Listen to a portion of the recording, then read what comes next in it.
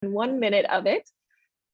And just on that note, if you are uncomfortable with your name or your image being shared in our recording, please feel free to change your username, your username to maybe your initials or something like that, and to turn off your camera.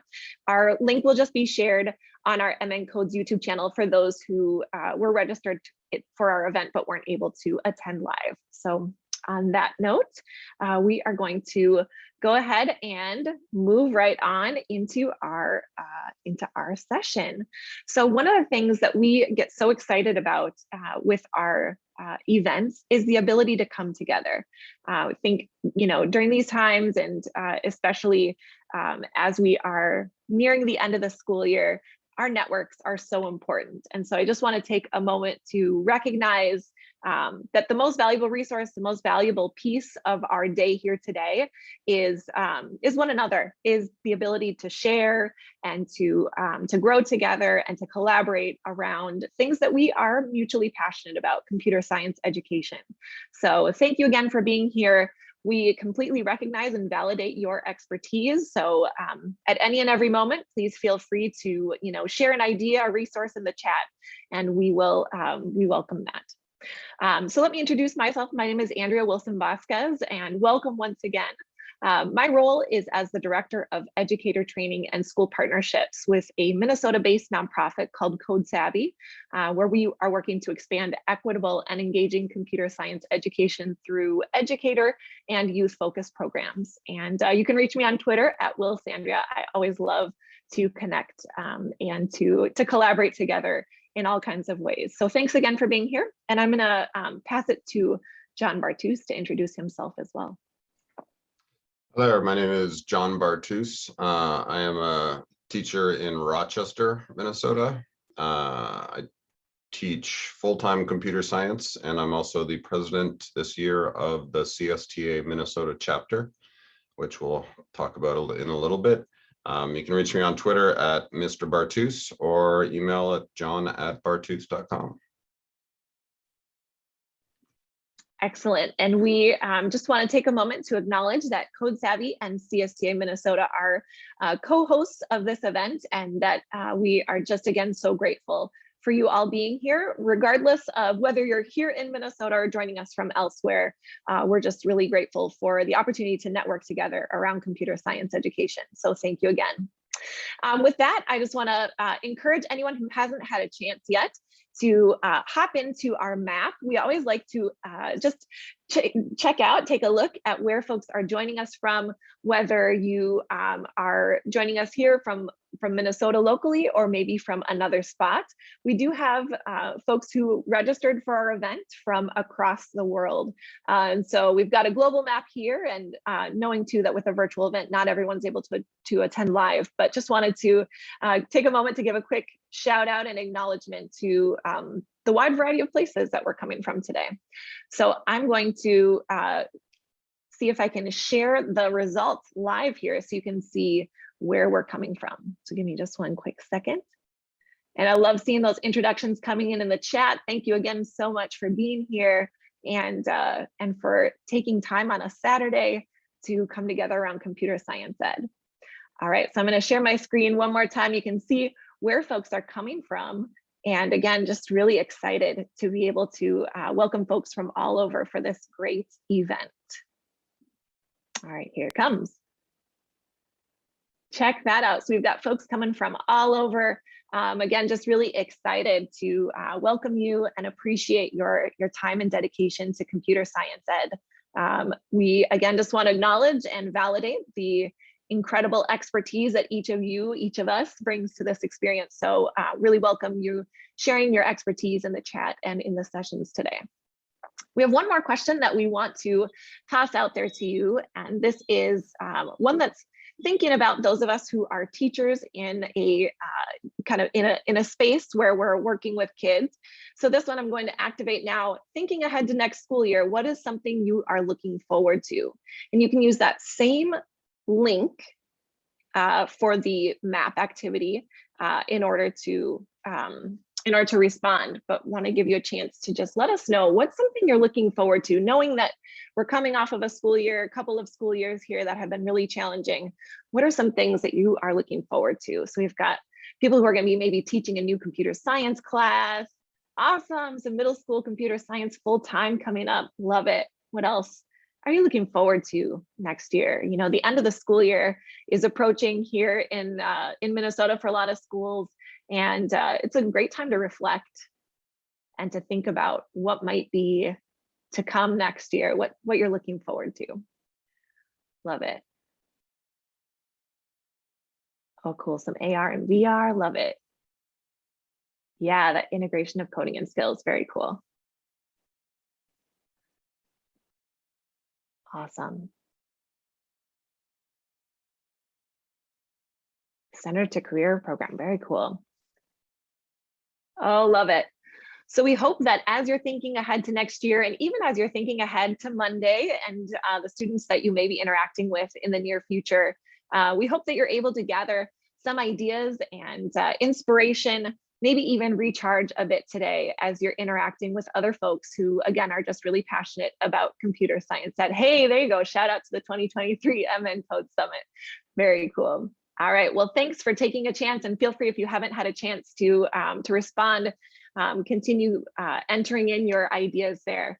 But I'm going to now shift over and tell you just a little bit about, here we go, just a little bit about how this event came together, and make sure that I give a proper shout out. We had an amazing planning team that came together on a weekly and sometimes even more regular basis. So I want to be sure to give them just a really big kudos and thank you for all of the hard work and insights and creative ideas that made this event possible. So thanks again to those on the screen here. I'm going to now pass the mic over to Code Savvy's Executive Director, Val Lockhart, to tell us just a little bit about who is Code Savvy and what do we do, so you know kind of who we are as an organization and how you might connect with some of our work. Good morning, everyone. Like Andrea said, I'm Valerie Lockhart. I'm the Executive Director of Code Savvy. As she kind of touched on a little bit, we provide opportunities for computer science education for students and educators, and are creating a community where computer science education is more accessible and inclusive. At least those are our hopes. So on the slide, you can see our mission and vision, but I just want to touch a little bit about our values because I think that's the most important part of what we're working on. We work to make an inclusive space where everyone is welcome, accepted, and respected. We work to diversify technology, so celebrating individual perspectives and experiences, building community through trust and collaboration, and empowering learners of all ages to increase their confidence and providing them support in technology. So we do that through a variety of programs, including the MnCodes program. And if anyone is interested in getting more information about the other programs that we have or getting involved as a volunteer, please feel free to reach out to us. Our website is codesavvy.org, and all of our social media is at codesavvy.org, all one word. So thank you for being here, and thank you, Andrea, for putting on this awesome event. Wonderful. Thanks so much, Val, for that great introduction to Code Savvy. And I'm going to now pass the mic over to John Bartucz to tell us about our other host organization today, CSTA Minnesota. Take it away, John. Hi, everybody. And welcome. As I mentioned, I am the president this year of the CSTA Minnesota chapter.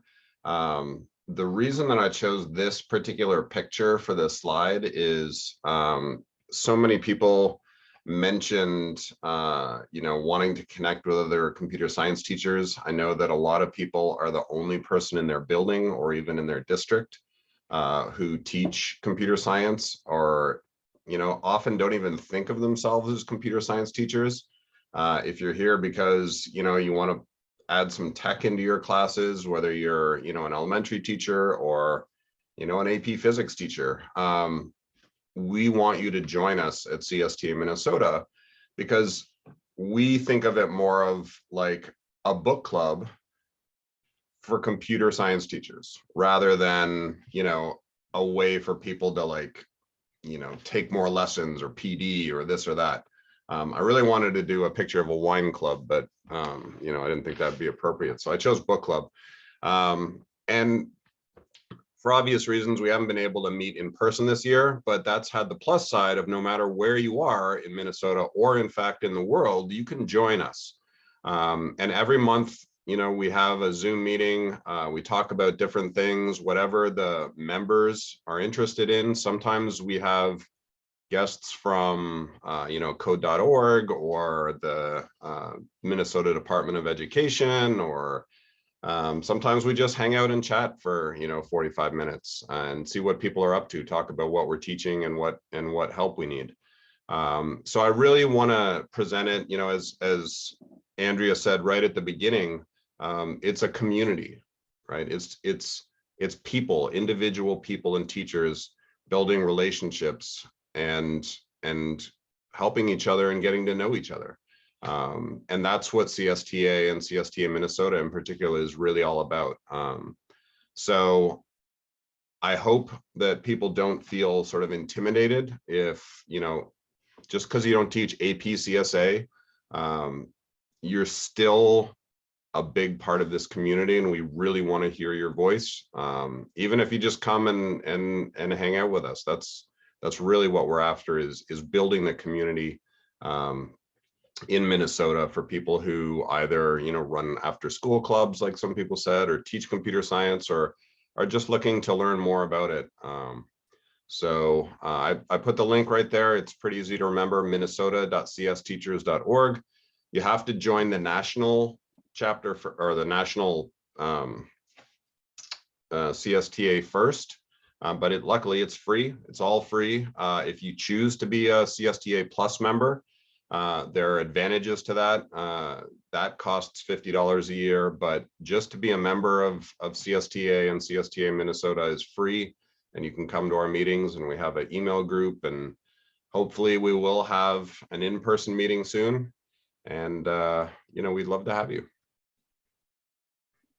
Awesome. Thanks so much, John. And thank you to CSTA Minnesota for the work you do to bring computer science teachers together here locally, and to CSTA more broadly, to bring us all together, and hope to see you all again at another CSTA and Code Savvy event. So I just want to acknowledge, by scrolling through here, a couple of really important summit partners who make our work possible and who made this event possible. So you'll see National Center for Computer Science Ed, the LNT Collaborative.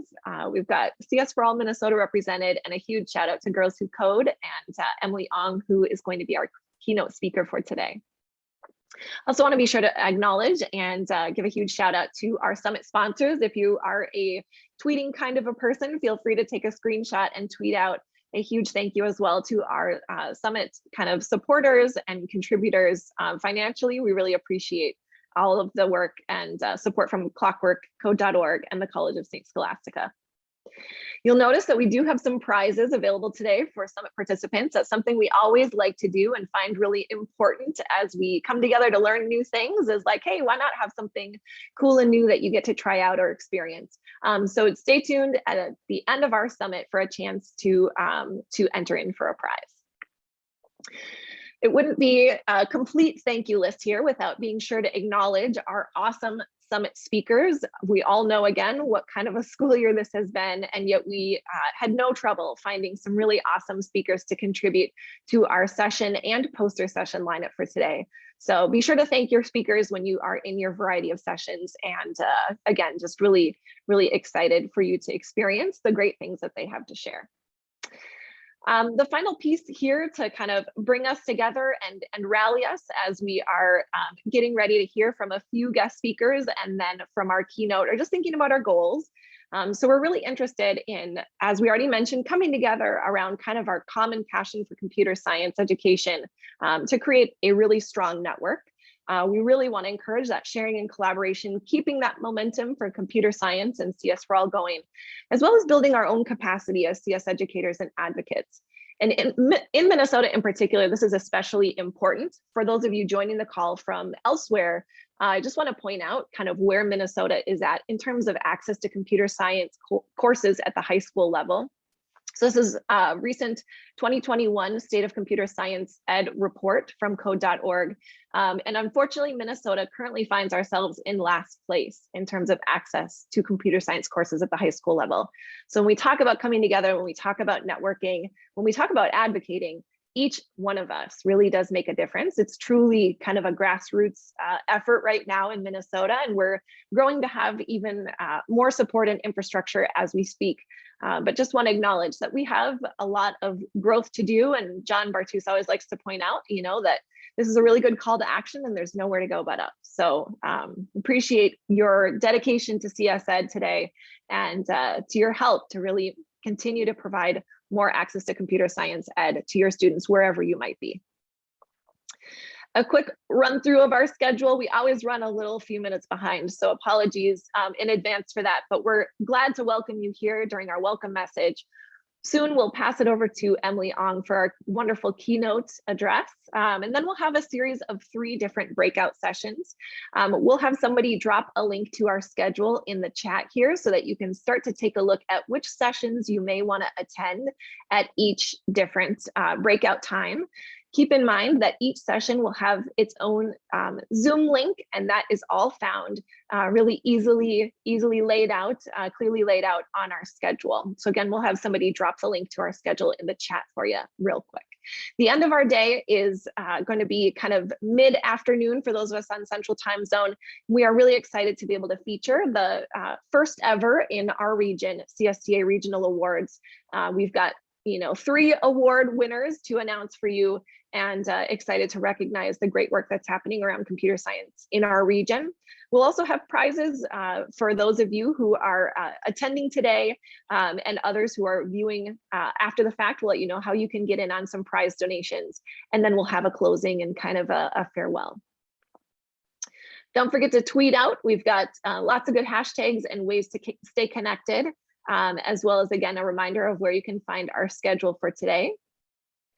And the final thing that I want to say before passing it off is that we have one way that you can kind of guarantee an entry to our prize donations is by completing this tic-tac-toe board. So this is just a fun way to interact today during our sessions. And you can, as you're working on things, as you take a stretch break, maybe on your phone or on another annotation tool, you can add a check mark to each box. And then when you're done filling out your tic-tac-toe board, we'll have a spot that you can submit your completed tic-tac-toe board to be entered in to our prize drawing.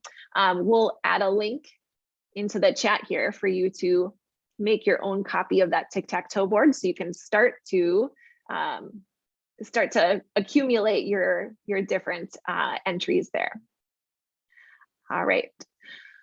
We'll drop a link to how you can submit. It's going to be right on our MNCodes Summit website. So it'll be really easy to find in the menu board. We'll make sure that that gets activated as soon as our first round of sessions start. So with that, I'm going to pass the mic and the stage over to Sarah Carter to tell us just a little bit about what's happening at the Minnesota Department of Education related to STEM and computer science education. So I'd like to again welcome Sarah Carter, and I'll click on her slides too to help get those going. Thanks, Andrea. Welcome, everybody, and thank you for taking time out of what in my part of Minnesota is a glorious spring day. I know as soon as I'm done here today, I'll be sitting outside and probably doing some yard work, but welcome. Thank you for having me. And just talk a little bit about what's going on in computer science in Minnesota. So I'm the STEM and computer science integration specialist at the Minnesota Department of Education. Go ahead, Andrea, you can go to the next slide. What's happening in Minnesota right now is, as you noticed and Andrea said, we are 24% of high schools in Minnesota teach foundational computer science courses, and that does put us in last place. And there's a lot of reasons for that, and one of the things we're working on doing is increasing that. As Andrea said, we can only go up, and we can do it really strategically and thoughtfully to make sure all students are included. So one of the things that ways we're attacking this right now is we're putting computer science concepts, practices, and standards into all of the required academic standards as they're being revised. We also see some fantastic things happening across the state, and I think all of you are testament to some of this fantastic work. So at the K-5 level, we're seeing some places have standalone CS classes. Teachers are integrating it. We've got lots of after-school clubs and activities. At the high school level, we have some fantastic foundational courses and AP classes and CTE pathways and after-school programs. And so there is amazing work happening in computer science across the state. Go ahead to the next slide. And just a little bit about why integrating computer science and computational thinking, why we feel like that's a good way to attack this problem to start, is it really does kind of mimic what it's like in the real world. You know, computer science very rarely happens in a silo. It's often connected with other disciplines. We also need all students, regardless of what they're going to do post high school, to be prepared to understand how computers and programming can influence and shape their work and lives. And we see that when we do integration. And I think one of the other bonuses about integration is when not only do students learn a little bit more about computer science, they also have an opportunity to dig deeper into that content area. So if you have to draw a shape in Scratch, not only do you have to know how to program, but you have to understand how inside and outside angles are measured and how that relates to the number of sides it has. So it allows you to dig a little bit deeper into that other content as well. Go ahead to the next slide. So with the academic standards integration, we have so far done arts, science, English language arts, social studies, and we are in the process of doing math. So it's been really interesting to see where the integration happens in each content area. The arts and the science have both passed rulemaking, and they have their implementation dates.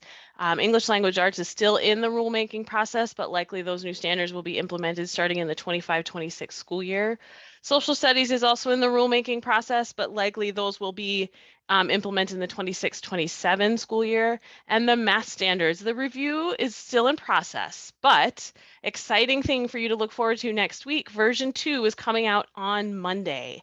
And a team of fantastic teachers really worked to see how they could integrate computer science into those math standards and would love your feedback. So I'll put a link in the chat as soon as I'm done here about where you can find that second version and a place to put your feedback, and would really love you to not just look at all of the standards, of course, whichever ones connect to your area, but also pay a particular attention to that computer science integration. Go ahead to the next slide. So we do have a resource where you can find all of the, across content area, all of the computer science benchmarks that are like integrated. So at the K-6 level, it's organized by grade level. So you can see in kindergarten, all of the English language arts, science, and the arts are the 3 that are in there right now. You can see those by content area, just what's computer science integrated. And there's a link to these in the slide here about where you can go find that document. And I think I have one more. Yep. And in addition, there's this new resource. This is a Canvas course created for K-5 teachers to kind of build background knowledge about computer science and integration. And there's it's a free course anybody can join. And in progress is a high school version of a similar course. So hope you'll take the opportunity to give it a try. And I have a session at 10 o'clock. We're going to talk a little bit more, or 10:20, whatever the session is right after the keynote. We're going to talk a little bit more about integration. You can also always email me. I'm available on Twitter, and I always forget my Twitter name. I believe it's SK Carter. There it is. And I hope you'll reach out if you have any questions. Thank you so much for attending today. I hope you enjoy the conference. Thank you so much, Sarah, for sharing today. And thank you for the work that you do. It's so important to be able to hear about the updates and the exciting things happening. We really appreciate all that you do. I have another guest speaker that I would like to introduce, and I've got a little bit of a photo slide here to let you know who that is. So we are really excited. As we mentioned, there are important things happening in Minnesota, kind of as an impetus or as a response to some of the statistics of where computer science ed is at currently. And that is that we've started to have some really great conversations and connections with the tech industry in Minnesota. And here to just tell us a little bit about that is Jeff Tollefson, who's the president and CEO of MnTech. So Jeff, I'd love to pass the mic over to you, and thank you again so much for joining us. Well, thank you, Andrea. And boy, looking at that picture sure looks a little more peppy and lively than I feel on this Saturday morning, but happy to be here. And I just want to thank all of you for being here today and the work that you do. I serve as president of the Minnesota Technology Association, and we're a coalition of just over 225 member companies, mostly large enterprises, the 3Ms, the Cargills, Targets, Medtronics, all that are technology enabled companies that are really counting on the students that you are educating today to serve as the backbone of their workforce of the future. Our demand for tech talent has never been greater. Just for example, every month, nearly 7,000 job postings are posted in Minnesota for software developers, quality assurance in software testers, and then if you add cybersecurity on that, the numbers go up quite dramatically. Yet only about 1,000 of those jobs are getting filled each month. So we have far more demand than we have available supply of talent. And our demand for computational thinkers that can really write code, drive increasingly tech-enabled business models forward has never been greater, and it's not going to diminish.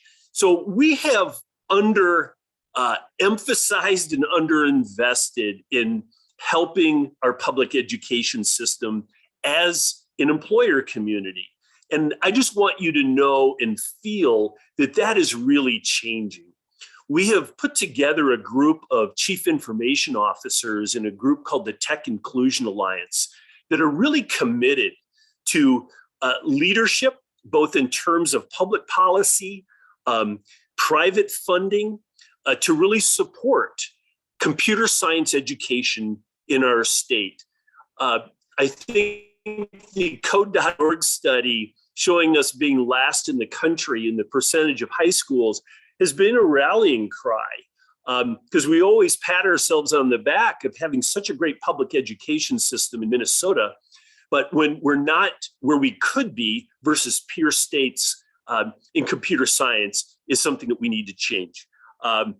So we're trying to expand the pool of talent by supporting the work that you do, but we also recognize that employers have a very significant role of change as well. For example, 90% of the job postings for software developers currently require a bachelor's degree, even though the competencies are not necessarily aligned with what just a bachelor's provides. That compares to 60% of companies across the country. And then if you look at BIPOC talent in the Twin Cities community, where only roughly 20% have a bachelor's degree, we are unfortunately creating barriers that don't need to exist. So we're looking at how do we disrupt existing systems and barriers to helping students enter software developer roles and computational roles in a whole different way. I won't bore you with much more of what we're trying to do, but I want to end with just, again, a message of gratitude for being here today, for doing the work that you do to educate the computational thinkers that we all need in Minnesota going forward. So there's a lot more that we're going to be sharing in terms of support for computer science education in our state. We even had a couple of companies saying, what if we gave financial awards to college graduates that choose to be computer science teachers? What would it mean if we could give them $10,000 or $15,000 at time of graduation? Just know there's creative thinking going on, and we look forward to being your partners in this important work. So have a great day, and thanks again for all you do. Thank you so much, Jeff. It's so exciting to be in conversation and collaboration with you all and your networks, and we really look forward to the exciting things that are to come as we continue to work together. We appreciate you being here today. All right, we are excited to continue our wonderful speakers here by welcoming our incredibly talented and passionate guest speaker, Emily Ong. Emily joins us as the Director of Community Partnerships and Outreach from Girls Who Code, which is an international nonprofit that leads the movement to close the gender gap in tech.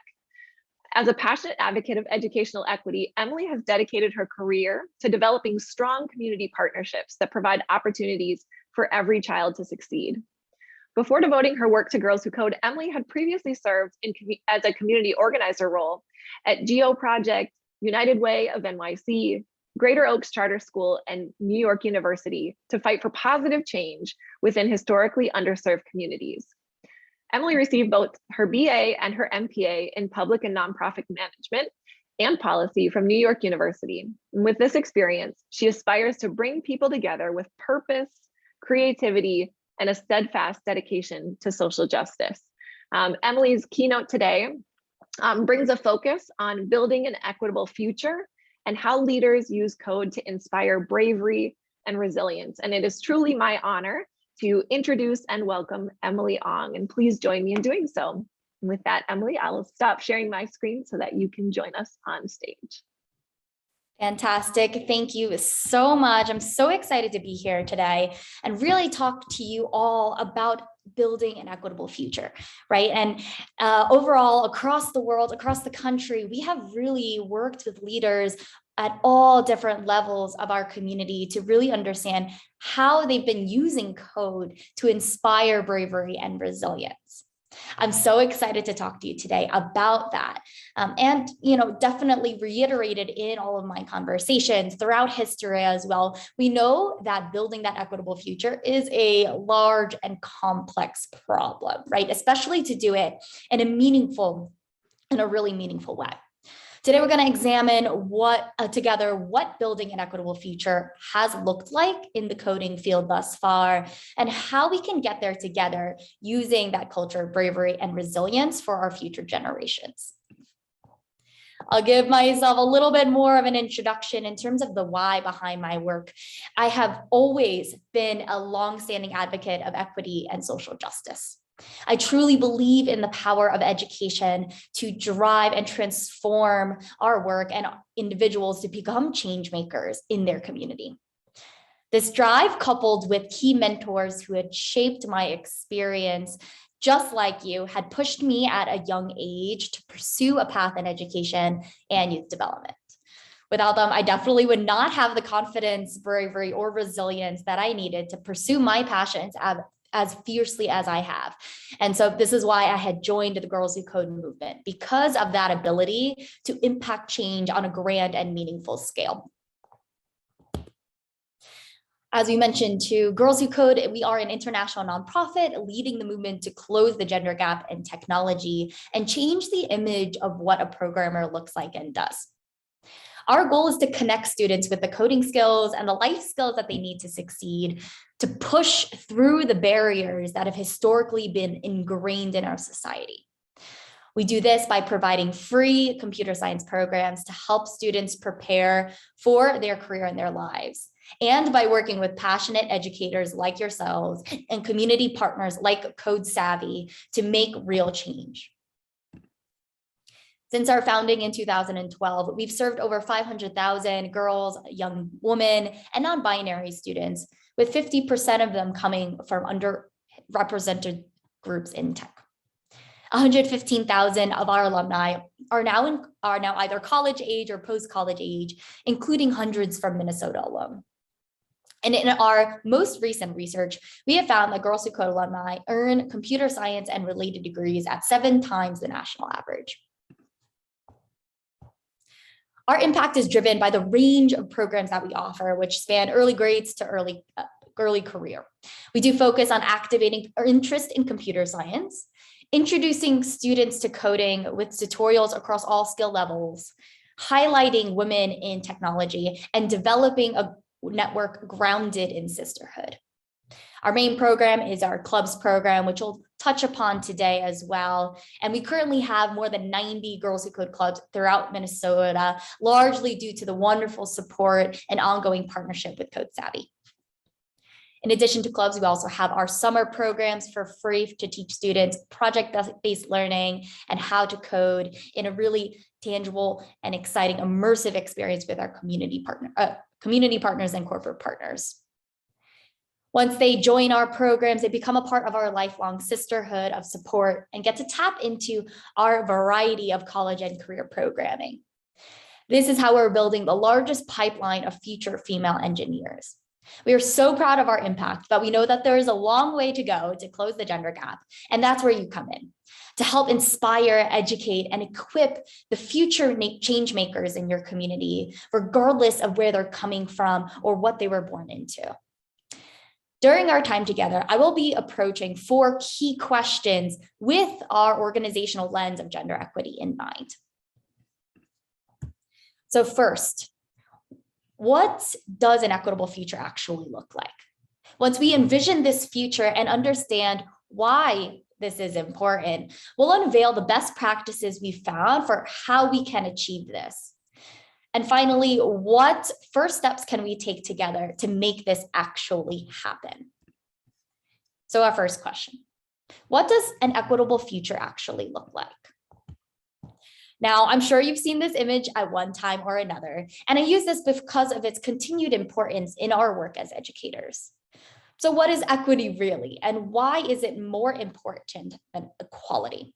Right? Equality is sameness. Everyone gets the same thing, the same resources, believing that this will result in the same potential for success for all. However, this disregards the advantages that some have already obtained, either due to the experiences that they were born into, but also the often biased access to resources awarded based on a variety of factors of their identity, whether it's race, religion, ability, gender, nationality, and the list goes on. Now, equity is fairness. It is recognizing that we all start from different places in life and should have access to the same opportunities to allow us a more equitable potential for success. To strive for equity for ourselves and for our future generations, we must truly and deeply understand the actual challenges that we face and how they have historically impacted our youth across their various facets of identity. So to begin to answer this enormous and complex question of what an equitable future looks like, we're going to narrow the scope to what does an equitable future look like within the computer science field. So let's see what the coding landscape looks like today. And in order to do this, we're going to do a little bit of quick trivia to better understand the potential of what learning to code can bring. I'm going to read off the questions as they go one by one. We have different answers here for you as well. And what you're going to do is write in the chat. You're going to put in your best guesses to these answers, to these questions. So once again, feel free to add your answers to the chat. I'm going to put on some light Jeopardy music just to get us in that mood. And we're going to get us started here today. So your first question, how many computing jobs are in the US today? You could put that in the chat. Do you think it's 300,000, 400,000, or 500,000? All right, I'm getting a lot of answers here. A bit of a mix. I'm kind of going around, but a lot, 500,000. Definitely. Okay, a lot of really great answers. I'm actually going to keep you on your toes and then answer that at the end. For our next question here, and keep that other answer in mind, how many jobs are located outside of Silicon Valley, right? Not just the original tech boom or what we think of stereotypically in computer science, but what are the percentage of jobs outside of that traditional area, right? Other places. And now a bigger mix here, right? 71%, 81%, a couple 91 sprinkled in there. Really good guesses. We'll take a look in just a moment. Next up, we have, what is the average salary of a computer scientist? Big question here, right? What is that economic potential for our students? We have a few different folks guessing here. I got a couple 100,000, couple 110, couple 100, couple 110. Bit of a mix here as well. Definitely on that higher end. Our next question. How many computer scientist jobs are in non-traditional tech fields? So traditional tech fields, we think of maybe Facebook, right? We think of Twitter, we think of Instagram, TikTok, whatever that might be. all of these kind of big tech companies, Apple, Microsoft. How many of them are in non-traditional tech fields? Okay, I see a bit of 53% and 67 tends to be a bit of a theme here. And our last and final question before we get to drumroll the main results. How many computer science graduates are there every year in the United States? Less than 80,000, less than 180,000, less than 240,000. Seeing a lot of 80,000s here, a lot of 80,000s, definitely that theme. So now that you've gotten a chance to really think about what do you know about that computer science industry, let's actually reveal the answers here today. Okay, and so in terms of the answers, and let me just go through one more time here. I believe the slide deck got a little funky. Hopefully y'all can still see that as well. But let's do that big reveal. And so the technology— Emily, sorry to interrupt. We lost your screen, if you wouldn't mind resharing. Sorry about that. Oh, absolutely. Thank you. Always technical difficulties here, but I will get us up and going. Just give me one moment here today. Okay, very much going along our theme of resilience as well. What does that resilience look like? And how can we infuse it in today's session to think about what our pivots are during these technical challenges? And so, keeping you on your toes even more, what does that coding landscape look like? A lot of you did guess a lot of the correct answers. In the US today, there are over 500,000 open computing jobs. And that's because technology meets us at nearly every touchstone in our social and political structure, from security to voting to healthcare. And we're far past the point where we're able to opt out of technology. Out of these 500,000 open computing jobs, 91% are located outside of Silicon Valley, right? It's not just in California in that boom, but there are so many jobs today right in Minnesota as well. And more importantly, tech jobs pay. STEM jobs pay 26% more than other careers. They offer an average salary of $100,000 annually, which is double the average US salary. And while the wage gap for Black women compared to white men is 63 cents to the dollar, in the tech industry, Black women make 90 cents to the dollar. So there's a lot more potential there for overall women and young women in the industry, but even more so too for our young people of color. Plus, 67% of computing jobs are in non-traditional tech fields like medicine, theater, manufacturing, and more. But there's less than 80,000 computer science graduates in the United States, according to a 2019 study. So while computing jobs in the US are growing at 3 times the rate of overall job creation, supply is failing to meet that demand, even though there's a ton of opportunity everywhere across the country with tons of financial freedom and mobility and the ability to have students combine their skills with many diverse passions. If we were to see an equitable future here, we would see not only gender parity across the sector for these open 500,000 and more computing jobs, but also diverse representation and clear diverse representation across multiple facets of identity within these roles. So to gain a deeper understanding of what this equitable future in the coding landscape can look like in practice, we must first understand as well what it does not look like. Across the world, we know that the gender gap in tech has been widening. In 1995, 37% of computer scientists were women. Women like Grace Hopper and Katherine Johnson and Ada Lovelace were early pioneers in the field. But today it's only 26%. And even a smaller amount are women of color, where only 5.3% are Black or Latinx. We wanted to understand this landscape further. So in December of 2018, we administered a survey of college-age women in our network to better understand and quantify their experiences applying for internships and jobs in computer science. Overall, over half of the over 1,000 women that we served, most of whom are under the age of 20, had a negative experience in applying for a job in tech.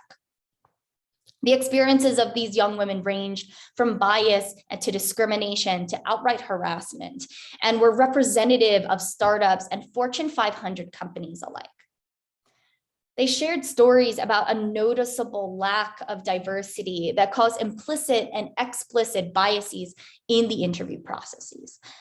Interviewers doubting their abilities, facing all white male interview panels, feeling an overwhelming pressure to consider their appearance, being passed over for less qualified male candidates, and even being the targets of unwanted advances by male recruiters. At Girls Who Code, we believe that there's a likely direct connection, and pretty clear one as well, between the discrimination women face in recruiting and the harassment and retaliation that awaits them once they enter this space. So let's examine these issues further. In the college pipeline, less than 21% of students who receive a degree in computing are women, and less than 4% are Black or Latinx. Half of young women who do end up going into tech drop out by the age of 35, compared to 20% in other types of jobs. This disparity is even wider in tech leadership. Women make up just 5% of leadership positions in the tech industry. Women of color are almost completely absent at the senior level, with 0 Black or Latinx women CEOs of Fortune 500 tech companies. In Minnesota alone, there were 13,327 open computing jobs in 2019, which is 2.3 times the state average demand rate, and an average salary of $92,494, according to Code.org's research. Yet only 29% of Minnesota schools teach AP computer science. Out of those exams taken in Minnesota, only 23% of them were taken by female students. And there were only 1,533 computer science graduates. So as Code Savvy's been mentioning earlier today, as well as the wonderful speakers that we've had, we can make that difference to influence more students in Minnesota with the coding skills that they need to take advantage of these opportunities. So why does the gender gap exist? Why do we do the work that we do? Well, the narrative that girls aren't interested in computer science simply isn't true, right? The 500,000 students that we've served so far has pretty much proved that point. But however, somewhere along the way, for reasons related to cultural representation and discrimination, girls are dropping out of the pipeline or choosing not to pursue STEM in the first place. The first reason is that there is a culture that tells girls and young women that they do not belong in tech. As activist Marian Wright Edelman says, you cannot be what you cannot see. Girls can't imagine themselves as computer scientists because they don't see that representation, so few pursue the field.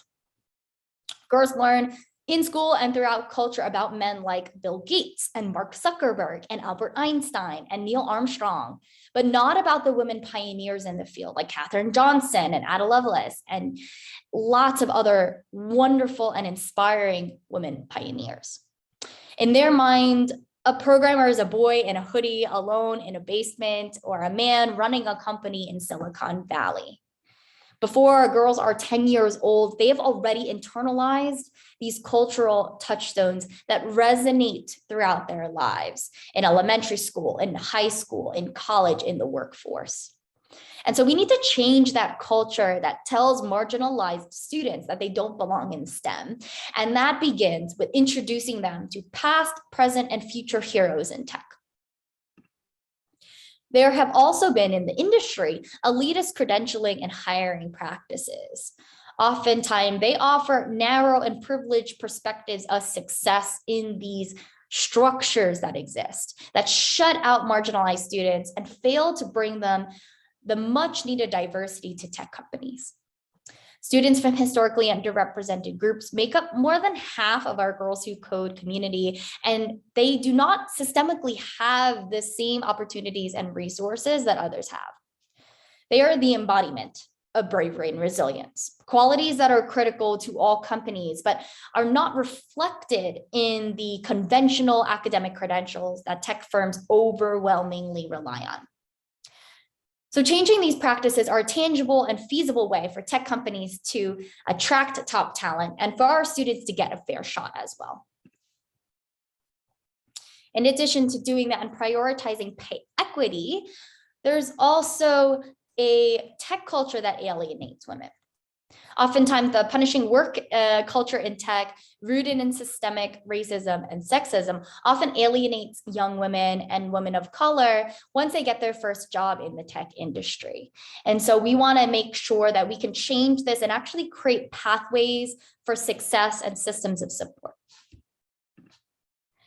There's also lack of a family-friendly workplace for those policies, especially during the pandemic. That fallout that we're seeing of a lot of mass women exiting or dropping out of the workforce is a result of entrenched cultural and political forces that have devalued women's labor and forced them out of that workplace. They didn't simply drop out, but they might have fell because they did not have the support that they needed to catch them. So we need to enact policies like universal child care, providing paid parental leave, and flexible and asynchronous work hours that increase salaries of women so they don't have to make the choice between career and kids. As we look ahead, we must think critically about how we alter and support people in the workforce to ensure that they can persist. And finally, brave, not perfect. On International Women's Day in 2016, our founder Reshma Saujani gave a TED Talk inspired in part by what she saw in our classrooms. Girls striving to be perfect, afraid to fail, afraid to be brave. Oftentimes we've socialized our young boys to be brave, to take risks, and we encourage them to do so. While on the other hand, we often teach our girls and young women at that young age to be perfect, to strive towards perfection, to not speak too loudly, and thus shrink their voice unconsciously or consciously for fear of failure. The need to be perfect holds our girls back from pursuing computer science, a field where failure is almost a rite of passage, right? Just think, in order to be taken seriously in a place like Silicon Valley, you need to have at least 1 or 2 failed startups behind you. So to get more girls and young women into computer science, we need to encourage them to be brave, not perfect. We need to teach them that it's okay to fail and to go beyond what makes them feel confident and comfortable. At Girls Who Code, we're committed to not only inspiring young women and non-binary students to gain the skills they need to break into the industry, but also committed, on the other hand, to work with corporate partners to change the culture. So every girl and young woman and non-binary student has the opportunity to thrive once they actually get there. And so we are working on that front. And for us as educators, we want to focus on a few different contributing factors of this gender gap that we can focus on to build that pipeline of change makers that will impact that culture. And that includes these 2. A culture that tells girls that they don't belong in tech and teaching them to be brave, not perfect. And that's the lens that we're going to focus on for today. Now, before we get into the how, we want to know, why is this actually a problem? Why is it important? And so there's a few different reasons. We know already that the issue of a lack of diversity in tech is already impacting us in our daily lives. And the problem's only going to grow unless we do something now. When we push women and non-binary folks aside from this space, they lose out on these high-paying jobs. But even more than that, leaving women out of the computing workforce stifles innovation as a society. Technology as we experience it now is the result of the priorities of a privileged few, often sharing a singular perspective. So when we think about building products and programs that we all consume, we need to make sure that all voices are heard. One famous example of this challenge is the first iteration of Apple's Health app, which actually didn't even include tracking on menstruation or fertility. This is a glaring omission, which considers how important menstruation is to women's health, right? It glaringly omits that. And so an app that doesn't include it ignores 51% of the population. As consumers, we all deserve to experience technology that is expansive, usable, and designable for our needs. The future of tech depends on a tech workforce that's representative of the diverse world that we live in. So at Girls Who Code, we do remain on track to close the gender gap in entry-level tech jobs by 2030. But the data shows that we still have a long road ahead of us, and we need to do that together. So how will we achieve this, right? That meaty question. And what have leaders already done to combat the problem of inequity in tech? One way to address inequities is using the act of teaching code as a medium for developing key life skills for future change makers in this space. Before I jump ahead into that, let's see what coding is really. So, and to put it simply, coding is writing commands to instruct a computer to do something in a programming language it can understand, right? So our students are learning how to speak that computer's language. We believe that coding is a great way to teach students valuable life skills because it's an endless process of trial and error, right? To get the right code in the right place, you need the perfect semicolon, the perfect brackets, all in the right place in order for it to work and to tell the computer exactly what you want it to do and to create those things that the students dream up. It requires resilience, imperfection, right? And as students tinker with these challenges, they learn that it's okay to make mistakes and to embrace them as learning opportunities, which helps them remain brave and resilient in the future. In all of our programs, we believe in three main pillars of our educational philosophy. And these three pillars are key as effective intervention in all stages of a student's educational experience. Using code, but then using these three components of our educational philosophy to push coding programs further. We want to teach more than code. We want to cultivate a community, or what we call sisterhood. And we want to ensure that we can connect our curriculum to real world relevance and impact. So firstly, more than code. In addition to culture change initiatives, we have to perform at a high level in the industry. We know that tackling the gender gap and other issues of equity also require us to teach our students the life skills they need to enter this space. By emphasizing more than code, we don't just teach students how to program. Within our coding programs, we must also teach them those life skills like, yes, computational thinking, how to break down problems and think creatively, which are helpful skills to have in any profession. But we also empower students to be brave and take risks, build their resiliency to tackle any challenge they might face. And so this social emotional development, plus other skills like project management and public speaking, are essential to their success in college and career. Overall, we have four kind of key life skills that we tie all of the components of our curriculum in, whether it's the questions that we ask, the activities we create, the projects that we push forward.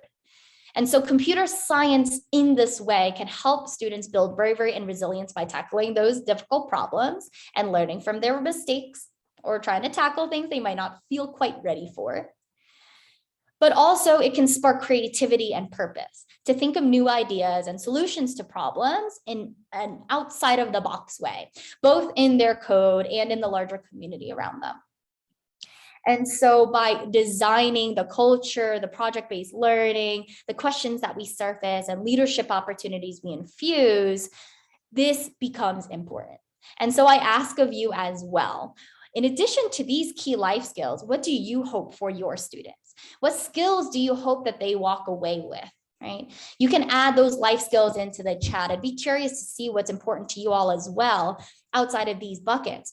What are those life skills you want to instill in your students? I'm going to give you a second. You can put that into the chat here. And then we're going to dive into after that a little bit. What's the purpose and power of that? But also, how can we do that tangibly in the programs that we design? I see a couple other kind of key life skills here in the chat. Curiosity. Yes, absolutely. Think about things and see it in a different way and ask those questions, right? The curiosity to ask those questions. Collaboration, which is key in any working environment, of course, and especially in coding. Communication. Yes, absolutely as well. How do we communicate with each other? How do we communicate with the world? How do we communicate with a computer to tell it exactly what we want it to do? Yes. There are so many great answers here: autonomy and responsibility, compassion, perseverance. All of these key things, we can do that together.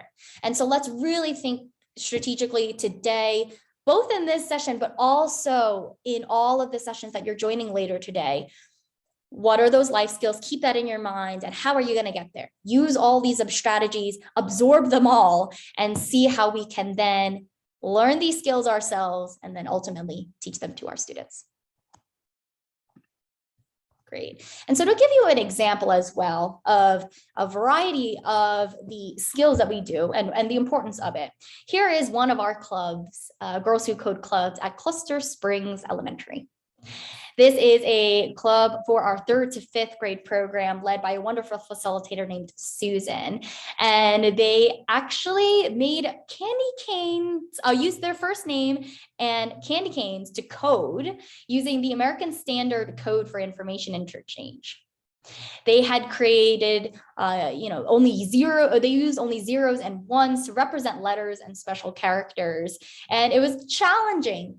Definitely. It was a great way to build resilience because the students got frustrated over and over, but they pushed through. They supported one another to say, okay, let me take all these beads off and re-put on the right ones, to keep on going till they got that final result. In another case, really thinking about igniting bravery, we had a 6th to 12th grade club in Green Valley in Missouri. The facilitator was so excited to watch the dynamics between the students grow. And her favorite thing to see was to have them grow more confident in themselves. Coding takes away the barriers of them becoming friends with one another. So they supported one another. And in doing so, building up their confidence when doing this code, they began taking on leadership roles and began teaching the club. And so taking their young students, giving them the confidence, and then inspiring others to also be brave was really impactful. Lastly, here we have the ability to spark creativity and purpose at Red Mountain High School in Arizona. Kathy, our facilitator shown on the slide here, is the CTE instructor who started a Girls Who Code club of 18 students at Red Mountain High School.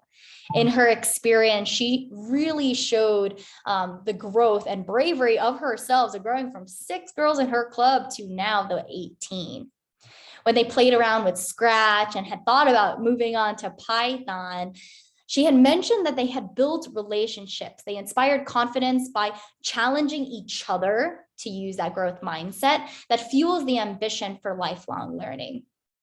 Her aha moment was seeing how many girls were interested at her school and really good at this, but they were a little intimidated or shy when there was a class of mixed gender or an all boys class for their AP computer science. And so in a world of male-dominated computer science classes, Girls Who Code became a safe place where everyone could ask questions. All ideas were welcome and everyone was able to learn. This was incredibly rewarding and a great way to use computer science to better understand how it was useful to them and how it could push them forward to go through barriers. So I encourage you to think about, what is that inclusive environment that welcomes everyone into it, values everyone's ideas, and really pushes them forward in tangible ways. Now let's really lead into the next piece, which is sisterhood. We must let students know that they genuinely and believe that they belong. Research has shown that having a supportive group to learn and grow with can really aid retention. So really thinking about this with your student recruitment and engagement practices. We help Girls Who Code club members and all of the members of our community feel supported through an emphasis on community and diverse representation in our curriculum. So we create this supportive and inclusive culture. It's enhanced by the community building activities that help students know that they're not alone as they form a support system for one another. Once they support that, they are members for life and can lean on Girls Who Code for anything, from questions about applying to college to finding a connection at their dream job. So what is that community that you're creating? I want to give you one more example, right? Because cultivating sisterhood really starts right in your classroom. And community leaders have done a fantastic job cultivating meaningful relationships and a culture of inclusivity through strengths-based approach and the activities. Here's a student from our 3rd to 5th grade Girls Who Code Club at the New Milford Youth Center. The student here had to share that Girls Who Code really is a space made by women for women. It's important for girls to have a voice for themselves, to express their passion with other young women, to combat the loneliness in a field where they might not meet others. She knows that they can do that they have a place too. So what is that safe space or even brave space that you're creating? A part of that is that diverse role model representation is key. I'll say it again because it's just that important. You cannot be what you cannot see. And so representation becomes the key to spark the confidence in our students that they too can pursue their dreams and that they can encourage others to do so too. At Girls Who Code, we do this in a lot of the women in tech spotlights that we create in all of our programs and the representation that we curate. And so for you, I also encourage you to think about these 2 things. The first one, audit your representation. When you've built your programs and curriculum or hope to do so in the future, how have you ensured that you're representing role models across all lines of difference? Yes, to include role models that your students can see themselves reflected, but also to learn along lines of difference across age, discipline, religion, ethnicity, class, sexual orientation, gender, ability, race. The list goes on and on. And so there might be ones that you overlook more often, right? I think some of the common ones we had seen in some of the programs is ability, right? For those of us who are able-bodied, we might not think about it on a normal basis, but for those of us who have disabilities, it is at the forefront of your mind. And so how can you ensure that along, once again, all of these facets, you can really have different representation in your classrooms? The next piece too is you can't just showcase, hey, here's a person in tech who has a different orientation or a different background, but you got to deepen those discussions and do it in a respectful and an honest way. So deepen those discussions by thinking about what are those skills, right? Just like we mentioned, that you hope to instill in your students, and you can design discussion questions accordingly. Ask yourself, okay, hey, here I am showcasing Dr. Ayanna Howard, wonderful, NASA scientist. In showcasing her work, what's a question I can ask related to bravery? What's a question I can ask related to resilience, creativity, or purpose? Tying it back to the students, their experiences, and building these life skills to make those connections. One way that this has been powerful has been through the work of Melissa Canella, who is a wonderful community partner representative in Silicon Valley at the Hispanic Foundation. And so overall, she had really shown the importance of women and girls in the tech world. And for her students who primarily are Latinx, we really wanted to see, how can we prioritize representation there? And so what she had done is actually brought in a facilitator who was a Latina in STEM herself and could serve as a role model and a reminder that her students too can be a leader in tech one day.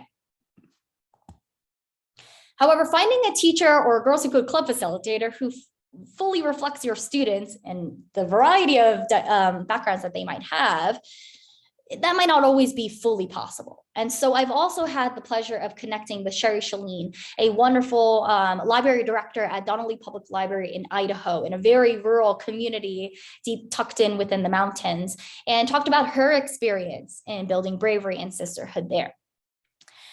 This library was one of the smallest libraries in Idaho, served a population of largely free and reduced lunch eligible students.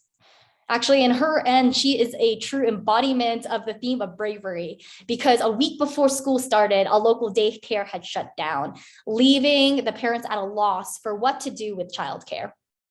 The library stepped up to meet this need, this challenge, and scrambled to find resources. They came upon Girls Who Code clubs through our partnership with the Idaho Commission for Libraries. They applied, they got started super quickly within a couple days with no former computer science experience and a limited space with only like 3 computers. So talk about bravery. Actually, the first day that she had a Girls Who Code club was the first day she ever opened Scratch alongside her kids. So she actually knew nothing about it and dove right in that day. Actually, the club now meets outside the library with students of all genders because they can't even fit inside the library because of the fire hazard. In her experience, one of the most powerful things that she had said was that they listened to an inspirational video to learn about different diverse role models at the start of every Girls Who Code meeting, right? So part of our Women in Tech spotlights.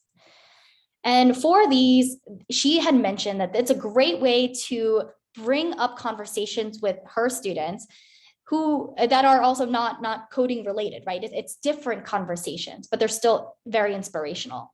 She had a really wonderful discussion about the hijab.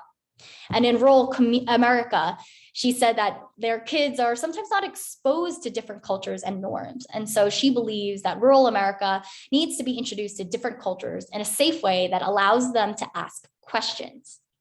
And so when you introduce role models that help your students see themselves reflected in who they can aspire to be, or help your students learn about different cultures and people in respectful and positive environment, this will be essential in attributing to an equitable future. Finally, our third pillar is real-world relevance and community impact. Through intentional project-based learning, students learn the power of code. They learn how to use their new coding and life skills to tackle real-world problems in the community that they care about. Coding becomes a tool for furthering their dreams and seeing true change in the world around them. One way to infuse this into our programming is by having students create a culminating Girls Who Code project or Girls Who Code projects throughout, where students can experience real-world hands-on learning and create a tangible project to use code for good.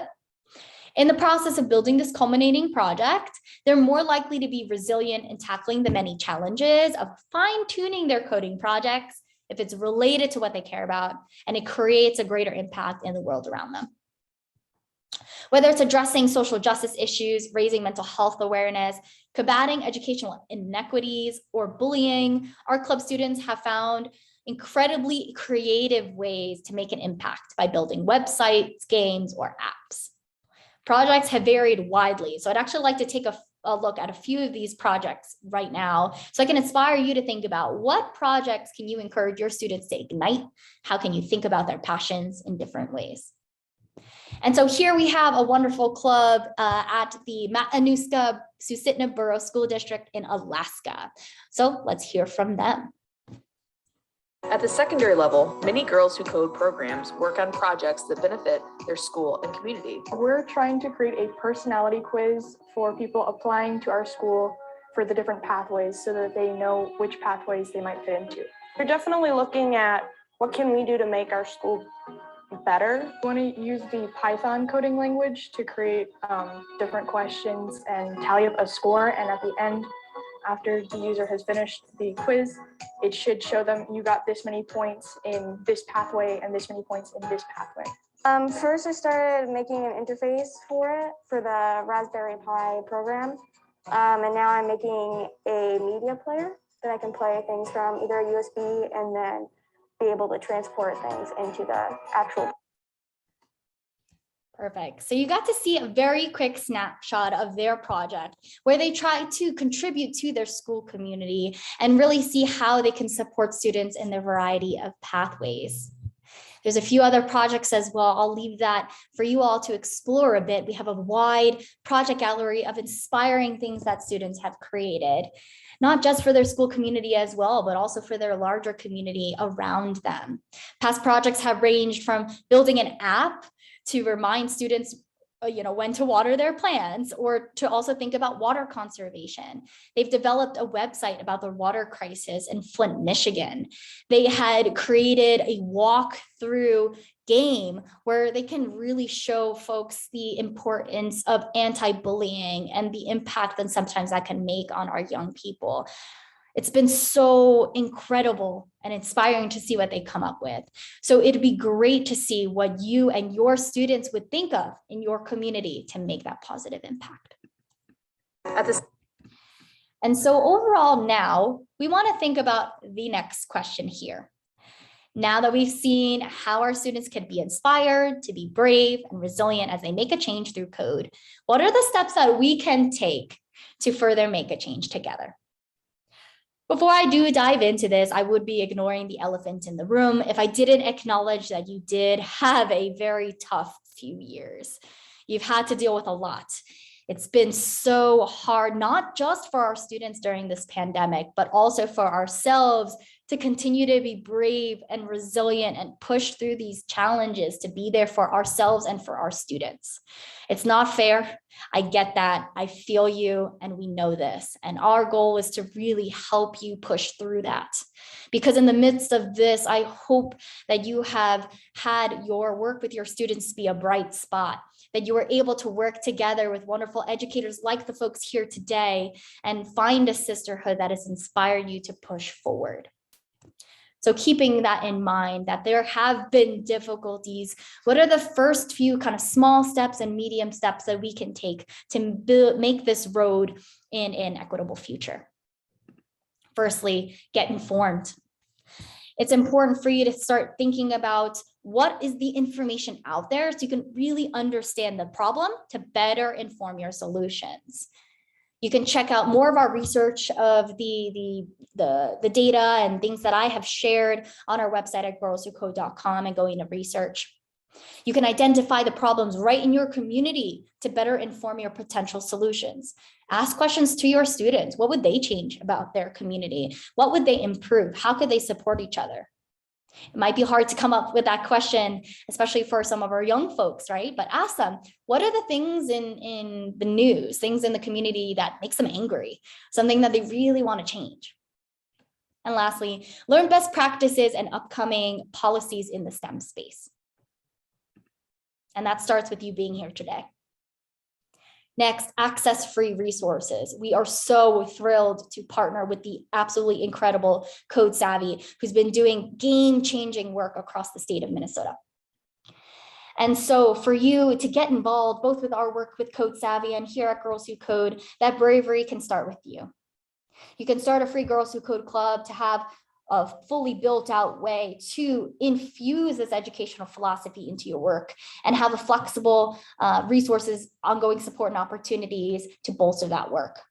Especially with our partnership with Code Savvy, you can learn additional benefits for all clubs all across Minnesota.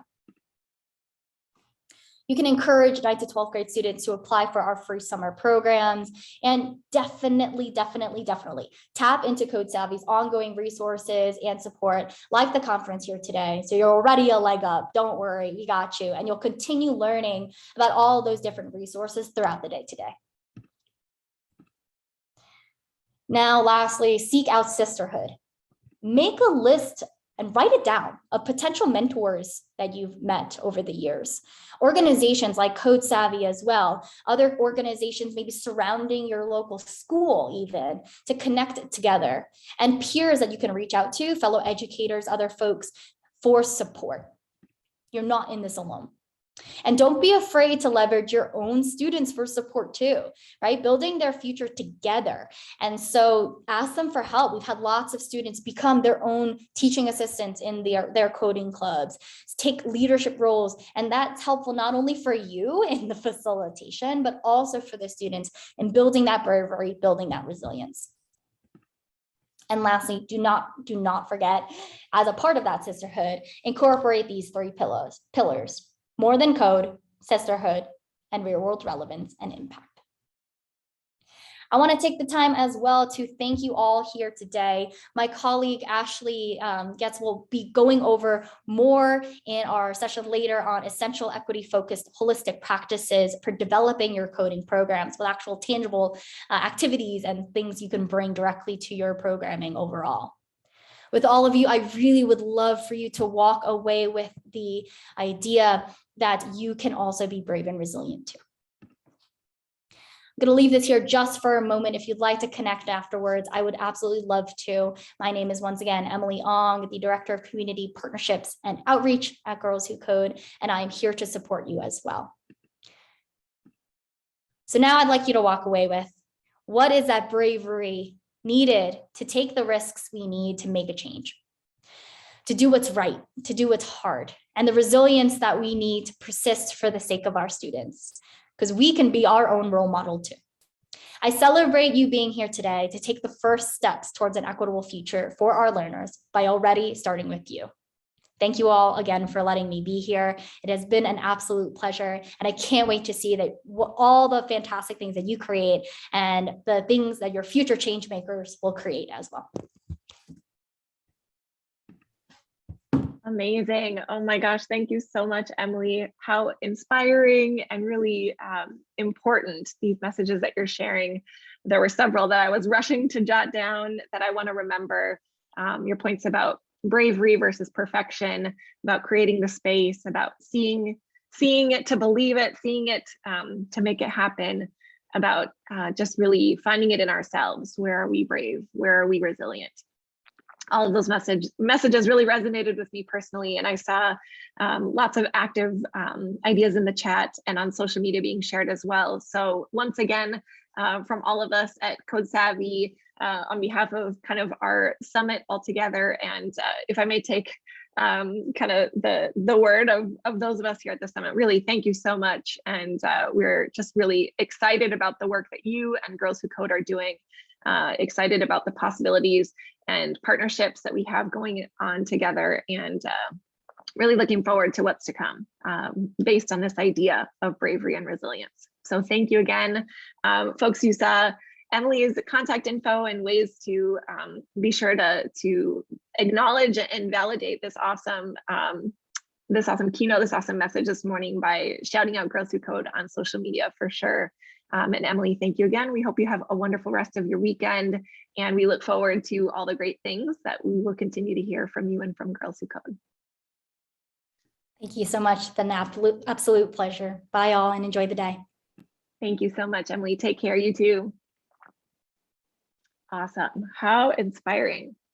Well, I wanted to just take a quick moment to reshare our schedule. We've made some adjustments based on just the fact that we've got such exciting things happening. It's hard to stop, hard to pause. So I'll share a link in the chat, and we'll also share my screen quick, acknowledging that this is going to be a great moment to cross off that stretch break on your tic-tac-toe board.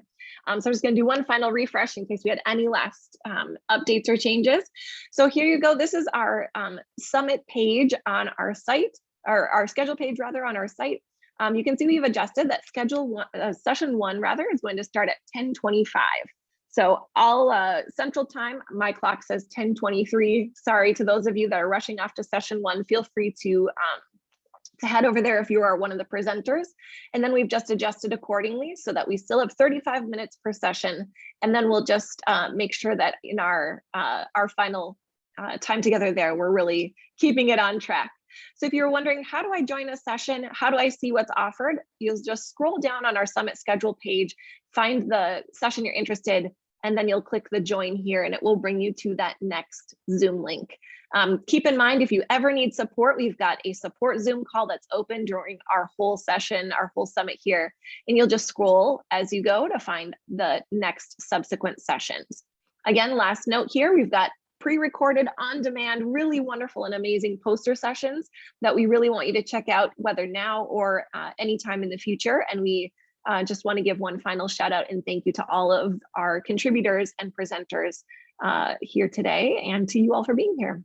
With that, I'm going to stop sharing. Feel free to take a stretch as you head into your next session, and we wish you a great rest of your morning. We'll see you back here for our prizes and awards ceremony. Thanks again, everybody. See you soon.